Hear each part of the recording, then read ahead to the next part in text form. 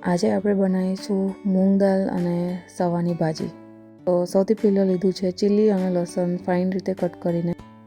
સવાની ભાજીને પણ કટ કરી નાખી છે ફાઇન રીતે અને મૂંગ દાળને પણ ચડાવી લીધી છે બોઇલ કરીને. કઢાઈમાં મેં લીધું છે 1 ટેબલ સ્પૂન ઘી, તમે ઓઇલ પણ લઈ શકો છો. અને હવે હું કરું છું તડકો. તો એમાં નાખ્યું મેં તજ અને રાઈ. તો રાઈ ફૂટ્યા પછી મેં નાખ્યું છે જીરું અને થોડીક મેથીના દાણા અને થોડી હિંગ, કરી લીવ્સ અને લસણ ને બધું નાખી દીધું છે મેં. લસણ થોડું ગોલ થયા પછી મેં નાખ્યું અંદર ટામેટું ઓપ્શનલ છે, ના નાખો તો સ્કીપ કરી શકો છો. એની સાથે મેં નાખ્યું અડધી ચમચી હળદર અને થોડુંક ચડવા દીધું ટામેટાને. ટામેટું ચડ્યા પછી મેં નાખી અંદર બોઇલ કરેલી દાળ. સ્વાદ અનુસાર અંદર મીઠું નાખ્યું, થોડું કાશ્મીરી લાલ મરચું, ગરમ મસાલો અને ધાણા જીરું.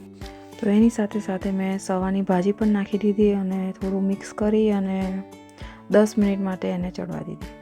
તો 10 મિનિટ પછી તમારી ભાજી એકદમ ચડી જાય છે અને મસ્ત રીતે કલર આવી જાય છે. So garnish with some coriander and enjoy this tasty yummy સવાની bhaji. Thank you for watching.